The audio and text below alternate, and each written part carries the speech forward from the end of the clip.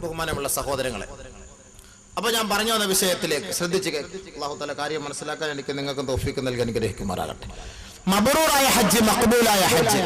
മഖ്ബൂലും മബ്റൂറും ഹജ്ജ് വേണമെന്ന് നമ്മൾ ദുആ ചെയ്യുമ്പോൾ ഈ മഖ്ബൂലും മബ്റൂറും എവിടെയാ ഉള്ളത്? ഇത് മക്കയിലൊന്നും അല്ല ഉള്ളത്, ഇത് മദീനയിലും ഉള്ള കാര്യമല്ല. മഖ്ബൂലും മബ്റൂറുമായ ഹജ്ജാക്കണേ എന്ന് ദുആ ചെയ്യുമ്പോ ഓർക്കണം സഹോദരങ്ങളെ, മഖ്ബൂലും മബ്റൂറുമായ ഹജ്ജ് ഏതൊരു ഹാജി നാട്ടിൽ നിന്ന് ഹജ്ജിന് വേണ്ടി പുറപ്പെടുന്നുവോ ഈ നാട്ടിൽ വെച്ച് തന്നെയാണ് അള്ളാഹു തീരുമാനമെടുക്കുന്നത്. അവന്റെ ഹജ്ജ് മഖ്ബൂലാണോ അതല്ല മബ്റൂറാണോ, അവന്റെ ഉംറ മഖ്ബൂലാണോ അതല്ല മബ്റൂറാണോ എന്ന് തീരുമാനിക്കുന്നത് അള്ളാഹു ഈ നാട്ടിൽ വെച്ച് തന്നെയാണ്. എന്താണ് മഖ്ബൂലിന്റെ അടയാളം? എന്താണ് മബ്റൂറിന്റെ അർത്ഥം? മഖ്ബൂൽ എന്ന് പറഞ്ഞാൽ ഹലാലായ സമ്പാദ്യം കൊണ്ട് ഹജ്ജിന് പോകുന്നതിനാണ് മഖ്ബൂൽ എന്ന് പറയുക. ഇത് മക്ക കിട്ടുന്ന സാധനമാണോ? ഹലാലായ പൈസ, പലിശയും ആകാൻ പാടില്ല, പണയം വെച്ച പൈസയും ആകാൻ പാടില്ല. ഹലാലായ പൈസ, ശുബ്ഹത്ത്, ഒരു അവ്യക്തതയും ഒരു ശുബ്ഹത്തും ഒരു സംശയമുള്ള പൈസ ആകാൻ പാടില്ല. ഹലാലായ പൈസ, ശുദ്ധ ഹലാലായ പൈസ.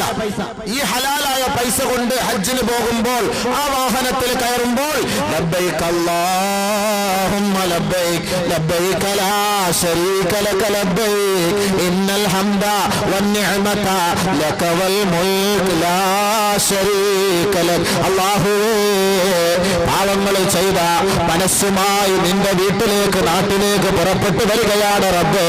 അല്ലാഹുവേ, അതിനുവേണ്ടി വാഹനത്തിൽ കാലെടുത്ത് വെച്ച ഈ പാവപ്പെട്ട ഭാവി റബ്ബേ, എന്റെ വിളിക്ക് നീ ഉത്തരം നൽകണേ അല്ലാ എന്ന് ഏതൊരു ഹാജി ഈ നാട്ടിൽ വെച്ച് വാഹനത്തിൽ കയറുമ്പോ തൽബിയത്ത് ചൊല്ലുമ്പോ അവന്റെ ഹജ്ജ് കബൂലായി എന്നതിന്റെ തെളിവ് ആകാശത്ത് നിന്ന് വിളിച്ചു പറയുമത്രേ, ലബ്ബൈക സഅദൈക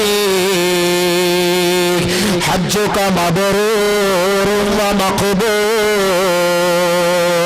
നിന്നെ അല്ലാഹു സ്വീകരിച്ചിരിക്കുന്നു, നിന്റെ ഹജ്ജ് സ്വീകരിക്കപ്പെട്ടിരിക്കുന്നു.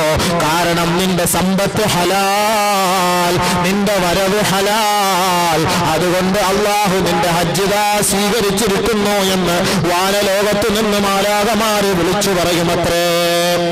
ഔവ്യക്തത നിറഞ്ഞ സമ്പത്തുമായി, പലിശയുടെ അംശമുള്ള സമ്പത്തുമായി, ഹറാമിന്റെ അല്പമെങ്കിലും സമ്പത്തുമായി ഏതൊരാൾ ഹജ്ജിന് പോകുന്നുവോ അവൻ വാഹനത്തിൽ കയറിയിട്ട് ലബ്ബൈക അല്ലാഹുമ്മ ലബ്ബൈക എന്ന് പറയുമ്പോ ആകാശത്ത് നിന്ന് വിളിച്ചു പറയുകയാ, ലാ ലബ്ബൈക വലാ സഅദൈക സാദുക ഹറാം വമത്അമുക ഹറാം വമശ്റബുക ഹറാം വമൽബസുക ഹറാം. നിനക്ക് അല്ലാഹുവിന്റെ അടുക്കൽ സ്വീകാര്യതയില്ല, നിന്റെ വാക്ക് അല്ലാഹു സ്വീകരിക്കുകയില്ല, നിന്റെ യാത്രയെ അല്ലാഹു അംഗീകരിക്കുകയില്ല. കാരണം നിന്റെ സമ്പത്ത് ഹറാം, നിന്റെ വസ്ത്രം ഹറാം, നിന്റെ സമ്പാദ്യം ഹറാം. ഹജ്ജുക മർദൂദ്, നിന്റെ ഹജ്ജ് നിനക്ക് തിരിച്ചു തള്ളപ്പെട്ടിരിക്കുകയാണ്, അത് അല്ലാഹു സ്വീകരിക്കുകയില്ല. നീ ഇങ്ങോട്ട് വെറുതെ വന്നിട്ട് പോകാമെന്നല്ലാതെ മറ്റു വഴിയൊന്നുമില്ല.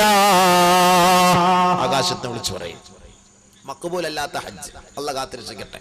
സമ്പത്ത് സൂക്ഷിച്ചിട്ട് ഹലാലായ സമ്പത്ത് കൊണ്ട് പോകണം.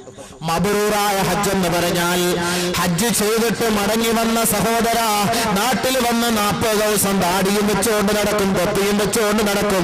40ാമത്തെ ദിവസം കഴിയുമ്പോ പെതുക്കെ തൊപ്പി എടുത്ത് മാറ്റിയിട്ട് ലേസ് കെട്ടും.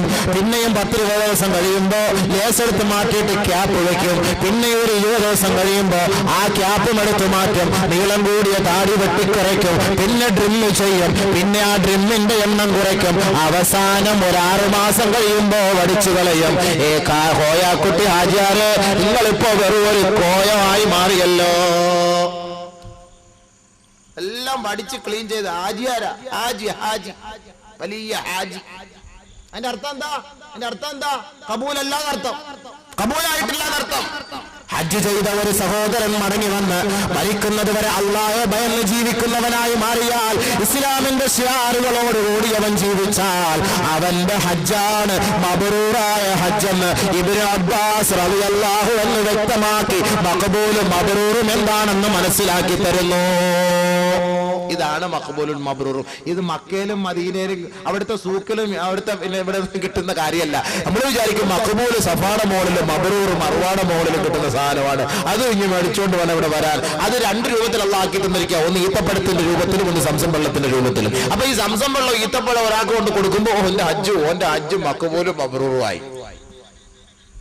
ഇവിടെ വന്നിട്ട് ചീത്ത വിളിക്കുക, ഇവിടെ വന്നിട്ട് ആക്ഷേപം പറയുക, ഇവിടെ വന്നിട്ട് പരിഹസിക്കുക, ഇവിടെ വന്നിട്ട് മറ്റൊരാളുടെ മുഖത്തേക്ക് കാർക്കിച്ചു തുപ്പുക, അവനെ വെറുപ്പോടെ കാണുക, അവനോട് നല്ല നിലയിൽ പെരുമാറാതിരിക്കുക. ഇങ്ങനെയുള്ള ഒരു വ്യക്തി ഹാജിയാവുകയില്ല. കേവലം അവൻ നാമധാരിയായ ഹാജി മാത്രമാ. അള്ളാന്റെ റസൂല് പഠിപ്പിക്കുകയാ, 3 പേരാണ് ഹജ്ജിന് വേണ്ടി വിളിക്കുന്നത്. 3 പേരാണ്. ഒന്ന് മഹാനായ ഇബ്രാഹിം നബി അലൈഹിസ്സലാം, 2 മലക്കുൽ മൗത്ത്, 3 പിശാചുൽ ലഈൻ. 3 പേരാ ഹജ്ജിന് ഉംറയ്ക്ക് വേണ്ടി വിളിക്കുന്നത്. 3 പേര്. ഒന്ന് ബഹുമാനപ്പെട്ട ഇബ്രാഹിം നബി അലൈഹിസ്സലാത്തു വസ്സലാം ആരെ ഹജ്ജിന് വേണ്ടി വിളിക്കുന്നുവോ അവർ പോയി ഹജ്ജ് ചെയ്തിട്ട് അല്ലാഹയെ പേടിച്ച് ഹലാലായ സമ്പാദ്യം കൊണ്ടുപോയി ഹജ്ജ് ചെയ്തിട്ട് അവർ മടങ്ങി വന്നിട്ട് മരിക്കുന്നത് വരെ അല്ലാഹയെ പേടിച്ച് ജീവിക്കുന്ന ഒരു ഹാജി ഉണ്ടെങ്കിൽ ഓർത്തുകൊള്ളണം, ഈ ഹാജിയെ വിളിച്ചത് മഹാനായ ഇബ്രാഹിം നബി അലൈഹിസ്സലാമാണ്. അദ്ദേഹത്തിന്റെ ഹജ്ജ് ഖബൂലായി എന്നതാണ് അതിന്റെ തെളിവ്. രണ്ടാമതൊരു കൂട്ടർ ഹജ്ജിന് വേണ്ടി പോകും. ഹജ്ജിന് വേണ്ടി ഹലാലായ സമ്പാദ്യവുമായി പോയിട്ട് ആ പരിശുദ്ധമായ മക്കയിലോ മദീനയിലോ അല്ലെങ്കിൽ ഹജ്ജിന്റെ യാത്രയിലോ എവിടെയെങ്കിലും വെച്ച് മരണം സംഭവിക്കും. അങ്ങോട്ട് പോയിട്ട് അവിടെ അടക്കം ചെയ്യപ്പെടുന്ന ഒരവസ്ഥയിലാണെങ്കിൽ ഓർത്തുകൊള്ളണം, ഈ വ്യക്തിയെ വിളിച്ചത് മലക്കുൽ മൗത്താണ്. അവിടെ പോയിട്ട് മരിച്ചാൽ ആരാ വിളിച്ച? മലക്കുൽ മൗത്ത് അസ്രായിൽ വിളിച്ചു, അവിടെ പോയി റൂഹ് പോയി.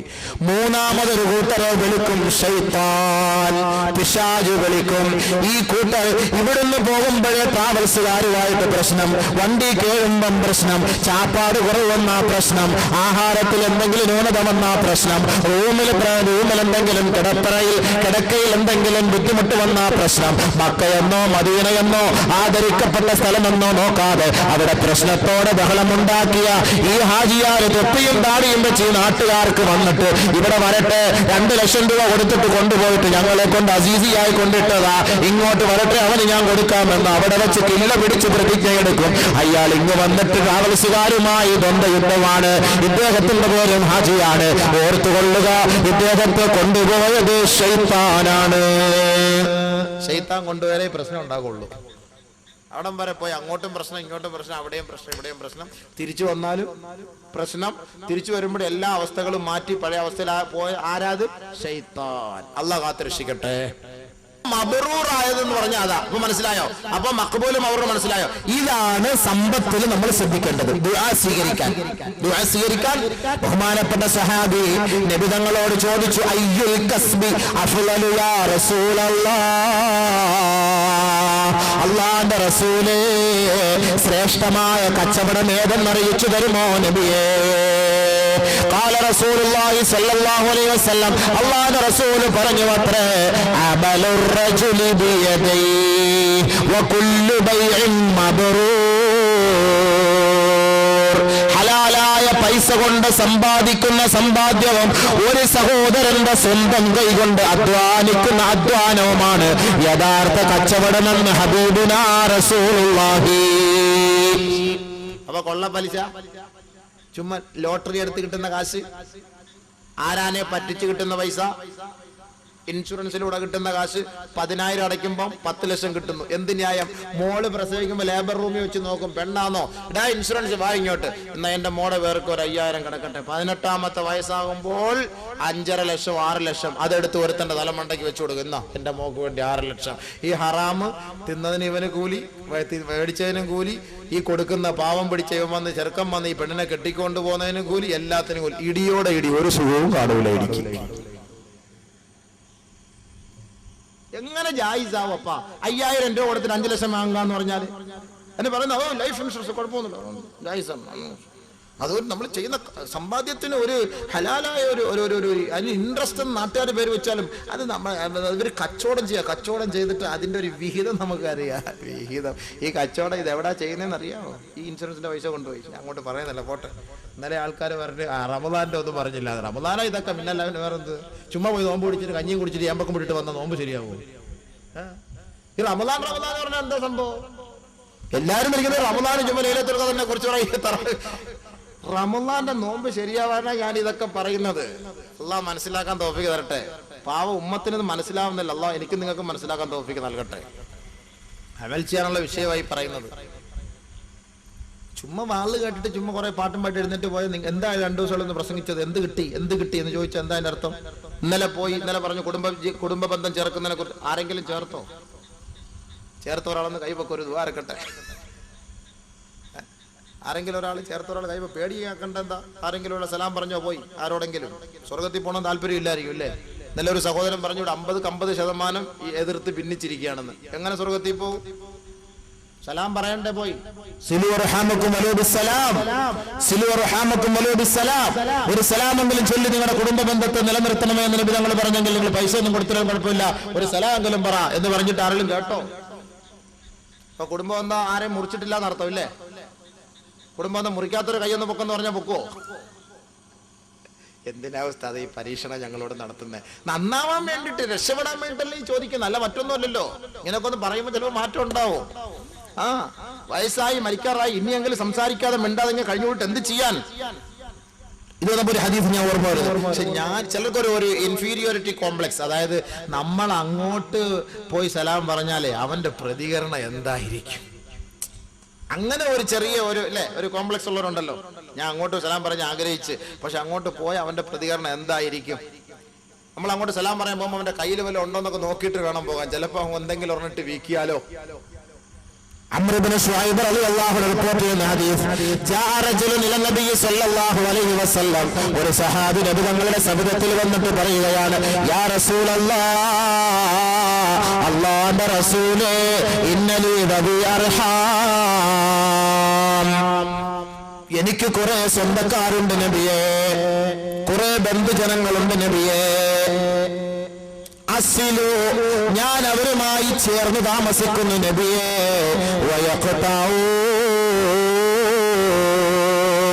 അവർ എന്നെ മുറിച്ചു മാറ്റുന്നു യാ റസൂലല്ലാഹ്,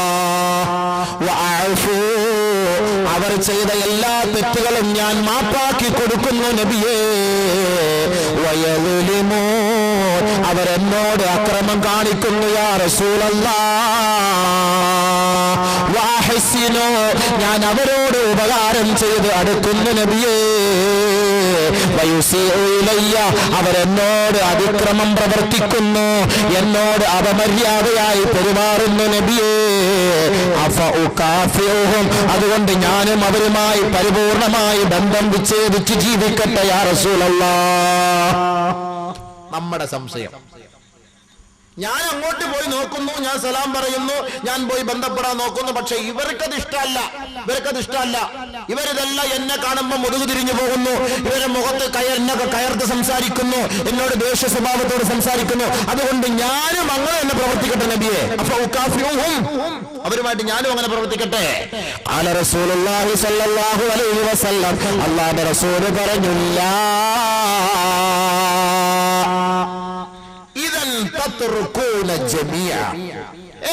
നീ അങ്ങനെ പ്രവർത്തിക്കരുത്, അവരങ്ങനെ ചെയ്തോട്ടെ, നീ അതങ്ങോട്ട് വിട്ടുകള, നീ അതൊട്ട് വലിയ കാര്യാക്കണ്ട. അവരോട് നല്ല നിലയിൽ പ്രവർത്തിക്കണം, അവരോട് ഔദാര്യത കാണിക്കണം, അവരോട് മാന്യത കാണിക്കണം. അങ്ങനെ നീ കാണിച്ചാൽ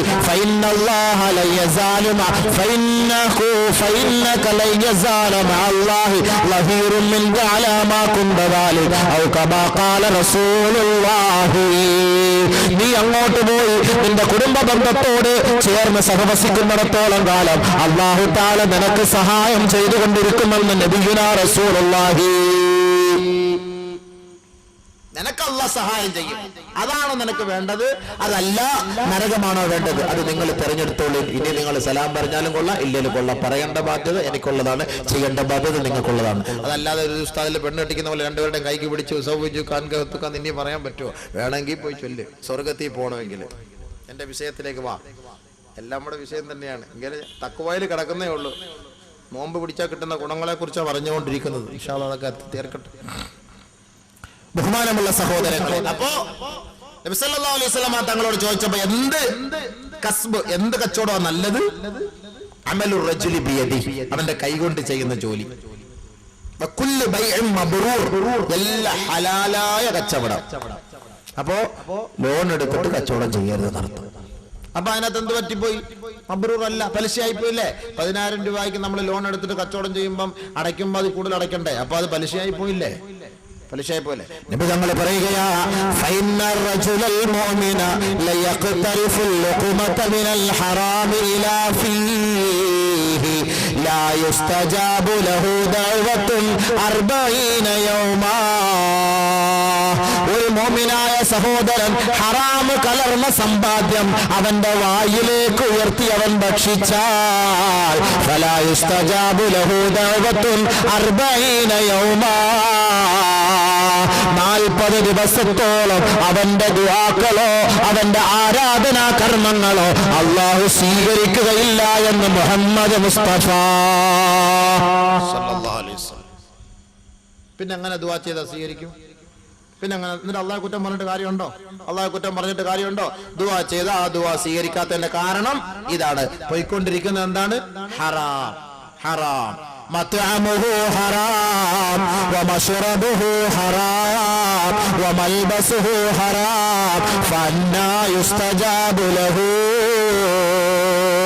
ഒരു പാവപ്പെട്ട ഒരുവൻ അഴുക്ക് പിടിച്ച വസ്ത്രവും അഴുക്ക് പിടിച്ച ശരീരവുമായി മുടിപടലങ്ങളെല്ലാം വികൃത കോലത്തോട് അള്ളാഹുവിനോട് വിളിച്ചു പറയുന്നു, യാ റബ്ബ് യാ റബ്ബ്, ഓ രക്ഷിതാവേ ഓ രക്ഷിതാവേ എന്ന് വിളിച്ചു പറയുമ്പോ ഈ അടിമയെ നോക്കിയിട്ട് അള്ളാഹു പറയുകയാ, ഏ അടിമേ, നീ കഴിച്ച ഭക്ഷണം ഹറാമാ, നിന്റെ ശരീരത്തിൽ കിടക്കുന്ന വസ്ത്രം ഹറാമാ, നീ കുടിച്ച വെള്ളം ഹറാമാ, നീ പിന്നെ എന്റെ ദർബാറിലേക്ക് നോക്കിയിട്ട് യാ റബ്ബ് യാ റബ്ബ് എന്ന് വിളിച്ചാൽ ഫഅന്നാ യുസ്തജാബു ലക, നിനക്ക് എങ്ങനെയാണ് ഞാൻ മറുപടി നൽകുക? അതാണ് ദുആ ചെയ്തിട്ട് മറുപടി കിട്ടാത്തത്. അതല്ലാതെ ദുആ ഇരുന്ന അല്ലാഹു സ്വീകരിക്കാതിരിക്കൂല. മൻ ഫുതിഹ ലഹു ബാബുദ് ദുആഇ മിൻകും ഫുതിഹത് ലഹു അബ്വാബുൽ ഇജാബ കമാ ഖാല റസൂലുള്ളാഹി. ആരെങ്കിലും ദുആയുടെ വാതിൽ തുറന്നാൽ അല്ലാഹു ഇജാബത്തിന്റെ ഉത്തരത്തിന്റെ വാതിൽ അവന് വേണ്ടി തുറന്നു കൊടുക്കുമെന്ന് നബിയുനാ റസൂലുള്ളാഹി. ദുആയുടെ വാതിൽ തുറന്നാൽ അല്ലാഹു ഇജാബത്തിന്റെ വാതിൽ തുറന്നു കൊടുക്കും. ദുആ ഇരുന്നാൽ സ്വീകരിക്കും. പക്ഷെ സ്വീകരിക്കാതെ വന്നാൽ മനസ്സിലാക്കിക്കൊള്ളണം, എന്തോ അകത്ത് കട്ട് കിടപ്പുണ്ട്. കട്ട്, കോഴി ഇറച്ചി, കോഴിയെ കണ്ടിക്കുമ്പോൾ ഒരു കട്ടെന്ന് പറയില്ല, ഒരു കറുത്തൊരു സാധനം, അത് കയ്പുള്ള സാധനം, അതെടുത്ത് കളഞ്ഞ് നമ്മൾ എങ്ങനെയാണ് കോഴി ഇറച്ചി ശുദ്ധീകരിച്ചെടുക്കുന്നത് അതേപോലെ എന്തോ അകത്ത് കിടപ്പുണ്ട്, അതുകൊണ്ട് ദുആ സ്വീകരിക്കാത്തത്. നബി തങ്ങൾ പറഞ്ഞു, ലാ തഅജിസു ഫി ദുആഇ മിൻകും, നിങ്ങളിൽപ്പെട്ട ആരും ദുആയിൽ നിന്ന് നിങ്ങൾ നിരാശപ്പെടരുത്. ഫഇന്നഹു ലയഹ്ലിക അഹദുൻ മഅ ദുആ. ദുആ ചെയ്ത് ആരും നശിച്ച ചരിത്രമില്ല, ദുആ ചെയ്ത് സ്വീകരിക്കപ്പെടാത്ത സംഭവമില്ല. അതുകൊണ്ട് ദുആ ചെയ്തോ, ദുആയിൽ നിന്ന് നിരാശരാകരുത്. ഇത്രയൊക്കെ നബിതങ്ങൾ നമ്മളെ പഠിപ്പിച്ചതിനെ മനസ്സിലാക്കണം. നമ്മൾ ഈ ചെയ്തിട്ട് സ്വീകരിക്കാത്തതിന്റെ കാരണം എന്താ? എന്തോ നമ്മുടെ പ്രശ്നമാണ്. അതിന് അള്ളാഹും റസൂലും കുറ്റം പറയരുത്. അതുകൊണ്ട് ഇനിയെങ്കിലും കുറച്ച് മാറ്റി ഒരു നിയത്തെട്, അള്ളാഹു ഇനി പലിശയുമായി ബന്ധപ്പെട്ടുള്ള ഇടപാടുകളൊക്കെ ഞാൻ തീർത്തേക്കാം, പണയം വെക്കുന്ന പരിപാടി നിർത്തിയിട്ട് ഞാനങ്ങ് വിറ്റേക്കാം, വിറ്റിട്ട് പുതിയ വാങ്ങിച്ചൂടെ? ഇതിപ്പോ 2000 രൂപ കൊണ്ട് അടച്ചിട്ട് 6000 രൂപയ്ക്ക് തിരിച്ചെടുക്കുന്നത്, ആ സമയം കൊണ്ട് പുതിയൊരു സ്വർണ്ണം വാങ്ങിക്കൂടെ? ചിന്തിക്കാത്ത കൊണ്ടാണ് ഈ പ്രശ്നം. ഈ പറയുന്ന പോലെ LIC പരിപാടികളൊക്കെ ഞാൻ അങ്ങോട്ട് ഒഴിവാക്കിയേക്കാം എന്ന് നിയത്ത് ചെയ്യാൻ തയ്യാറുണ്ടോ? ഇൻഷാ അല്ലാഹ് പറ. ക്ലിയർ ആവണമെന്നുണ്ടെങ്കിൽ, ഇല്ലെങ്കിൽ നമുക്കൊരു പ്രശ്നവുമില്ല, നമുക്കൊരു പ്രശ്നവുമില്ല. പറയേണ്ടത് പറയാം. നമ്മൾ നമ്മുടെ ഭാഗം ശ്രദ്ധിക്കുന്നുണ്ട്. കാരണം ആഖിറത്തിൽ ചെല്ലുമ്പോൾ കെട്ടിയോനും കാണൂല, കെട്ടിയോളും കാണൂല, അയൽവക്കക്കാരനും കാണൂല, ഇൻഷുറൻസ് കമ്പനിക്കാരനും കാണൂല, നാട്ടുകാരനും കാണൂല, വീട്ടുകാരനും കാണൂല, ഉസ്താദും കാണൂല, മോദീനും കാണൂല, മൊല്ലക്കായും കാണൂല, കാക്കായും കാണൂല, ആരും കാണൂല. ولا يزر وازرة وزر أخرى ഒരാളുടെ ചുമട് മറ്റൊരാൾ എടുക്കുകയില്ല. യൗമ യഫിറുൽ മർഉ മിൻ അഖീഹി വഉമ്മിഹി വഅബീഹി വസാഹിബതിഹി വബനീഹി ലികുല്ലി ഇംറിഇൻ മിൻഹും യൗമഇദിൻ ശഅനുൻ. തന്റെ മക്കളിൽ നിന്ന് മാതാപിതാക്കൾ ഓടുന്ന ദിവസം, തന്റെ സഹോദരനിൽ നിന്ന് സഹോദരി ഓടുന്ന ദിവസം, അയൽവക്കക്കാരിൽ നിന്ന് അയൽവക്കക്കാരൻ ഓടുന്ന ദിവസം, സുഹൃത്തുക്കളിൽ നിന്നും സഹപ്രവർത്തകരിൽ നിന്നും സഹപാഠികളിൽ നിന്നും അവരെല്ലാം നെട്ടോട്ടം ഓടുന്ന ദിവസം, ഓരോരുത്തർക്കും അവരുടേതായ കാര്യം മാത്രമാണ്. മറ്റൊരാളുടെ കാര്യത്തെ കുറിച്ച് ചിന്തിക്കാനോ അവരുടെ പാപഭാരങ്ങൾ ഏറ്റെടുക്കാനോ ആരെ കൊണ്ടും നാളെ ആഖിറത്തിൽ കഴിയില്ല. يسأل حميم حميما يبصرونهم يود المجرم لو يفتدي من عذاب يومئذ ببنيه وصاحبته وأخيه وفصيلته التي تؤويه ومن في الأرض يومئذ كلا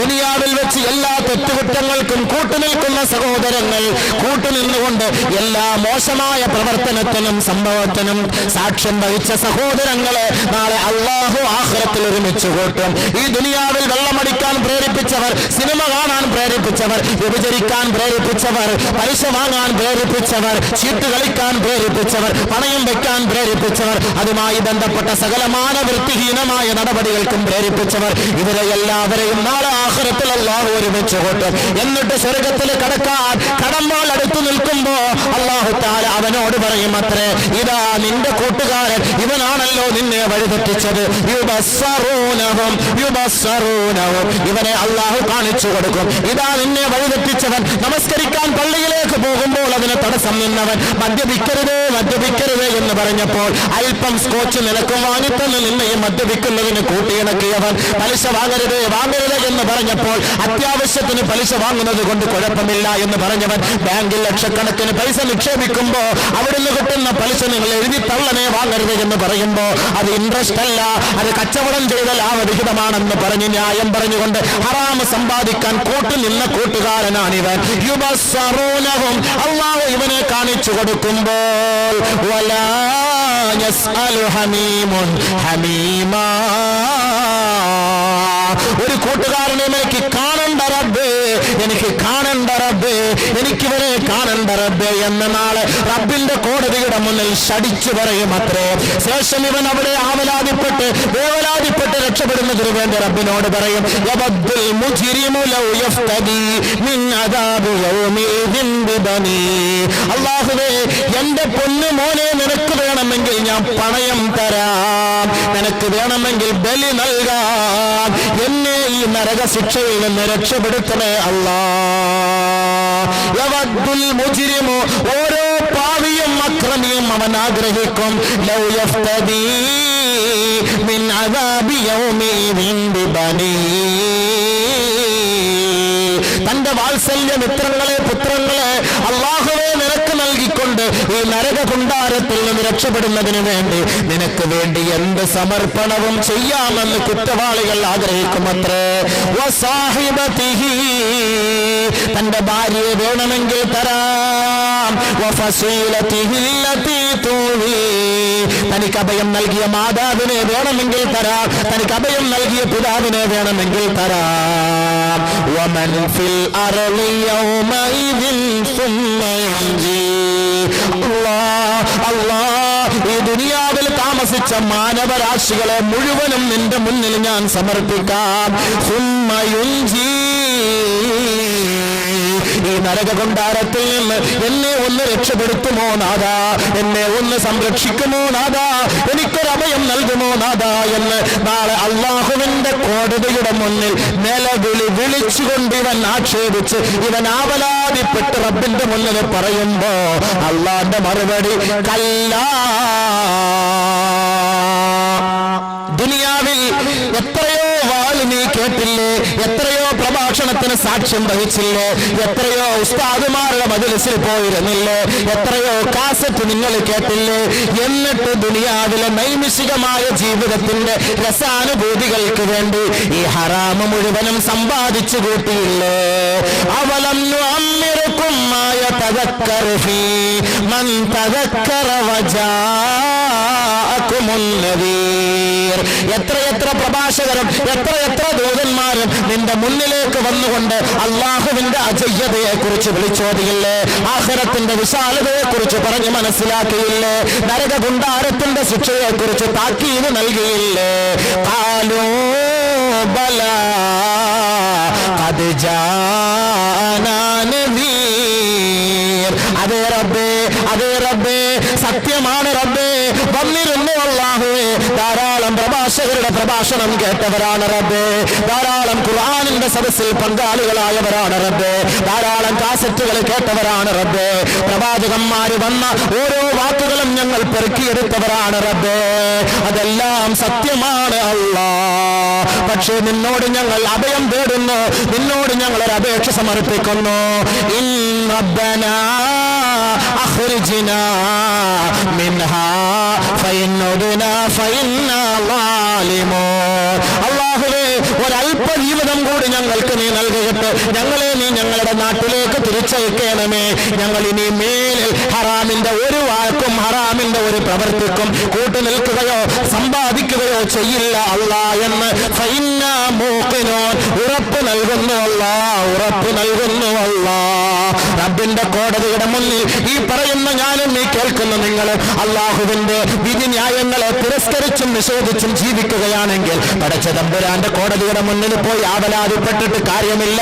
അങ്ങനെ ആവലാതിപ്പെടുമ്പോ അള്ളാന്റെ മറുപടിയാ കല്ലാ ഇന്നഹാ ലളാ നസ്സാഅതൻ ലിശ്ശവാ തദ്ഉ മൻ അദ്ബറ വതവല്ലാ. ഇല്ലടാ, ഇല്ലടാ, നിനക്ക് മാപ്പില്ലടാ, മാപ്പില്ലടാ. ദുനിയാവിൽ 100 വയസ്സ് നിനക്ക് ഞാൻ നൽകിയില്ലേ? 60 വയസ്സ് നിനക്ക് ഞാൻ നൽകിയില്ലേ? 30 വയസ്സ് നിനക്ക് ഞാൻ നൽകിയില്ലേ? ദുനിയാവിൽ ജീവിക്കാനുള്ള സൗകര്യം നിനക്ക് ഞാൻ നൽകിയില്ലേ? ആ സന്ദർഭത്തിൽ ചിന്തിക്കാൻ നിനക്ക് കഴിയുമായിരുന്നു, ഓർക്കാൻ നിനക്ക് കഴിയുമായിരുന്നു, പ്രവർത്തിക്കാൻ നിനക്ക് കഴിയുമായിരുന്നു. ദുനിയാവിന്റെ ലഹരിയിൽ നീ മൂടിപ്പോയില്ലേ? അതിൽ നീ വ്യാപൃതനായില്ലേ? ഇപ്പോൾ നീ ഖേദിച്ചിട്ട് കാര്യമില്ല. ആ കത്തിക്കാണുന്ന നരകമാണ് നിന്റെ സങ്കേതം, അതാണ് നിന്റെ വാസസ്ഥലം. നസ്സാഅതൻ ലിശ്ശവാ. ശരീരത്തിന്റെ രോമകൂമങ്ങളെ കത്തിച്ചു ഉരുക്കിക്കളയുന്ന ആ കൊടും ക്രൂരത കിട്ടുന്ന ആ സങ്കേതമാണ് നിനക്കുള്ളത്. തദോ, ആ നരകം വിളിക്കുന്നു മന്നത് പർവ്വതമല്ല. എത്ര വാല് കേട്ടിട്ടും എത്ര പ്രഭാഷണം കേട്ടിട്ടും എത്ര ദൂതന്മാര് വന്നിട്ട് നിങ്ങൾക്ക് കാര്യങ്ങൾ പറഞ്ഞു തന്നിട്ടും അത് സ്വീകരിക്കാതെ പിന്തിരിഞ്ഞു പോയില്ലേ? പിന്തിരിഞ്ഞു പോയില്ലേ? നമസ്കാരം നടക്കുമ്പോ കൂസലില്ലാതെ വീടിന്റെ ഉമ്മറപ്പടിയിലിരുന്ന് സംസാരിക്കൂലേ? നമസ്കാരത്തിന്റെ സമയമാകുമ്പോ ബാങ്ക് വിളിക്കുമ്പോ TV കണ്ട് രസിക്കൂലേ? പരിശുദ്ധമായ ജുമാഅ ദിവസത്തിന് റിലീസ് പടങ്ങൾ കാണാൻ തള്ളിക്കയറൂലേ? അള്ളാഹുവിന്റെ വീട്ടിൽ വന്ന് വരിവരിയായി നിൽക്കുന്നതിന് നാണം കെട്ട മനുഷ്യൻ ബിവറേജസ് കോർപ്പറേഷനിൽ പോയി ക്യൂ നിന്നില്ലേ? അതുകൊണ്ട് നിനക്കുള്ള സങ്കേതമാണ് ഈ ലവാ എന്ന സങ്കേതം. വിടില്ല, വിടില്ല. നസ്സാഅതൻ ലിശ്ശവാ. നിന്നെ കരിച്ചു കളയും, നിന്നെ കരിച്ച് ചാമ്പലാക്കി കളയും. കുല്ലമാ നളിജത് ജുലൂദുഹും ബദ്ദൽനാഹും ജുലൂദൻ ഗൈറഹാ ലിയദൂഖുൽ അദാബ്. ശരീരമാസകലം കരിച്ചു ചാമ്പലാക്കി നിന്റെ ശരീരത്തെ ആവരണം ചെയ്തിരിക്കുന്ന എല്ലാ തുകലുകളും കത്തിച്ചാമ്പലാകുമ്പോ ബദ്ദൽനാഹും ജുലൂദാ. നാം വീണ്ടും നിനക്ക് പുതിയ തുകൽ നൽകുകയാ. ഗൈറഹാ, പഴയ തുകലിനേക്കാൾ ലിയദൂഖുൽ അദാബ്. നിരന്തരം നീ ശിക്ഷ രുചിച്ചുകൊണ്ടിരിക്കണം, അനുഭവിച്ചുകൊണ്ടിരിക്കണം. അതിനുവേണ്ടി നിനക്ക് ഞാൻ നിന്റെ ശരീരത്തിലെ പഴയ തോലുകളെല്ലാം കത്തിച്ചാമ്പലാകുമ്പോൾ വീണ്ടും ഞാൻ പുതിയ തോല് നൽകി നരക കുണ്ടാരത്തിലേക്ക് വലിച്ചെറിയുമത്രേ. അലൈഹാ 19 മലക്കുകളെ നിന്റെ മേൽ ഞാൻ ആധിപത്യം ചെലുത്തുന്നതിന് പറഞ്ഞേക്കും. ലാ യഅസൂനല്ലാഹ മാ അമറഹും വയഫ്അലൂന മാ യുഅമറൂൻ. അല്ലാഹു പറയുന്നത് പോലെ ആ മാലാഖമാരെ സ്വീകരിക്കുമത്രേ. നീ എത്രത്തോളം നിലവിളിച്ചാലും എത്രത്തോളം നരകത്തിൽ നിന്ന് കുതറി മാറാൻ ശ്രമിച്ചാലും അവർ നിന്നെ വെറുതെ വിടുകയില്ല. അവർ നിന്നെ വെറുതെ വിടുകയില്ല. അവർ നിന്നെ പീഡിപ്പിച്ചുകൊണ്ടിരിക്കും.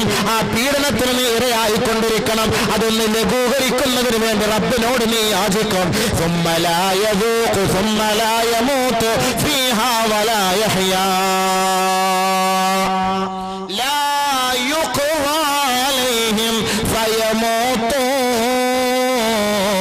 ولا يخفف عنهم من عذابها.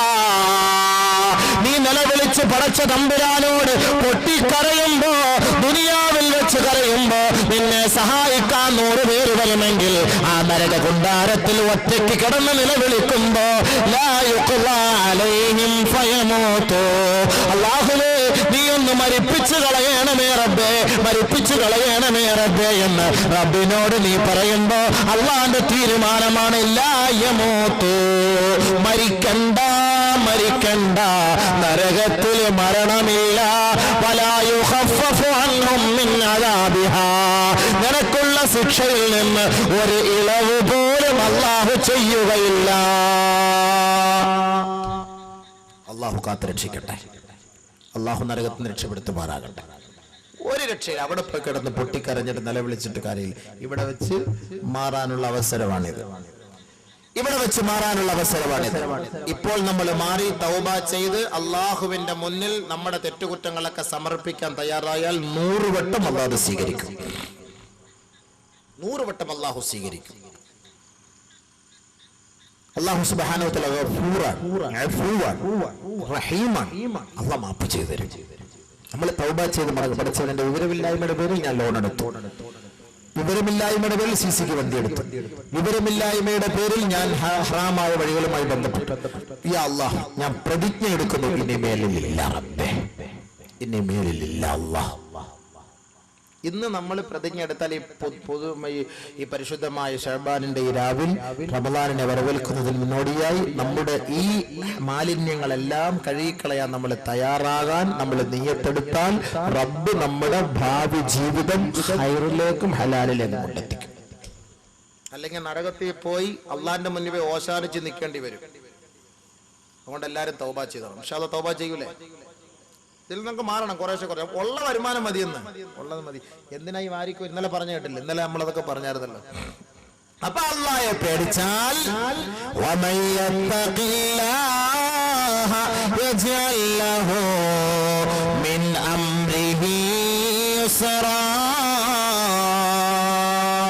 നിന്റെ വഴി അല്ലാഹ് എളുപ്പമാക്കി തരും. എല്ലാ കാര്യങ്ങളും അല്ലാഹ് എളുപ്പമാക്കി തരും. നിസ്സാരം, ഈസിയാക്കി അല്ലാഹ് തരും. അല്ലാഹയെ പേടിച്ചാൽ, അല്ലാഹയെ പേടിച്ചാൽ ഈസിയാക്കി തരും. എല്ലാത്തിനും പരിഹാരം. മിൻ അംരിഹി യുസ്റ. ഇനിയും അല്ലാഹുവിനെ പേടിച്ച് തഖ്വ ഉള്ളവരായി മാറിയാൽ അല്ലാഹു നമ്മുടെ കൂട്ടത്തിലുണ്ടാകും. നമ്മളിപ്പോ ഒരു യാത്ര ചെയ്യുമ്പോഴേ, കാറിലൂടെ യാത്ര ചെയ്യുമ്പോൾ ഒരു രാഷ്ട്രീയക്കാരൻ കൂടെ ഉണ്ടെങ്കിൽ നമ്മൾ ബെൽറ്റ് ഇടൂല. ഡ്രൈവർ എന്താ, നമ്മുടെ MLA ഇരിക്കല്ലേ, പോലീസൊന്നും കൈ കാണിക്കൂല. എങ്ങനെ വേണമെങ്കിലും ഒക്കെ വണ്ടി അതിലേക്കൂടെ ഇതിലേക്കൂടെ ഒക്കെ തിരിച്ചു കുത്തി കയറ്റിയൊക്കെ കൊണ്ടുപോകാൻ പറ്റും. കാരണം എന്താ, പോലീസ് ഇരിക്കല്ലേ, നേതാവ് ഇരിക്കല്ലേ, എന്താണ് പേടിക്കേണ്ട കാര്യമില്ല. ഇനി പോലീസിന്റെ കുടുംബത്തിൽ പെട്ട ഒരാൾ വല്ല ആണെന്നുണ്ടെങ്കിൽ പോലീസ് പിടിച്ചാൽ പറയോ എൻ്റെ ഇക്കായ അവിടുത്തെ DYSP, എൻ്റെ ഇക്കായാണ് CI, എൻ്റെ അണ്ണനാണ് SI എന്നൊക്കെ പറയുമ്പോൾ ചിലപ്പോൾ അങ്ങ് വിട്ടേക്കും. അപ്പൊ ഒരാളുടെ ഒരു പിൻബലത്തോടു കൂടി അല്ലേ, ഒരു ധൈര്യം. ഇതേപോലെ അല്ലാഹു സുബ്ഹാനഹു വ തആല നമ്മുടെ കൂടെ ഉണ്ടാകും, എപ്പോഴും കൂടെ ഉണ്ടാകും. എപ്പോഴും കൂടെ ഉണ്ടാകും. അല്ലാഹ് എല്ലാം ശ്രദ്ധിക്കുന്നുണ്ട്. പക്ഷെ അല്ലാഹ് നമ്മളെ സഹായിക്കാൻ കൂടെ ഉണ്ടാകും. എപ്പോൾ ഫത്തഖുല്ലാഹ ഫഅലമു അന്നല്ലാഹ മഅൽ മുത്തഖീൻ. അല്ലാഹയെ പേടിച്ചോ, അറിഞ്ഞോ, അല്ലാഹ് കൂട്ടത്തിൽ ഉണ്ടാകും. ആരുടെ കൂട്ടത്തിൽ? ആരുടെ കൂട്ടത്തിൽ? ആ മുത്തഖീങ്ങളുടെ കൂട്ടത്തിൽ. ഏത് മുത്തഖി? ലഅല്ലകും തത്തഖൂൻ, നോമ്പ് പിടിച്ച് തഖ്വ ഉള്ളവരായ മുത്തഖീങ്ങളുടെ കൂട്ടത്തിൽ അല്ലാഹു ഉണ്ടാകും. അതിനാണ് നോമ്പ് പിടിക്കാൻ പറഞ്ഞത്. അല്ലാഹു സ്നേഹിക്കും. അല്ലാഹു സ്നേഹിക്കും. ആരെ സ്നേഹിക്കും? ഇന്നല്ലാഹ യുഹിബ്ബുൽ മുത്തഖീൻ.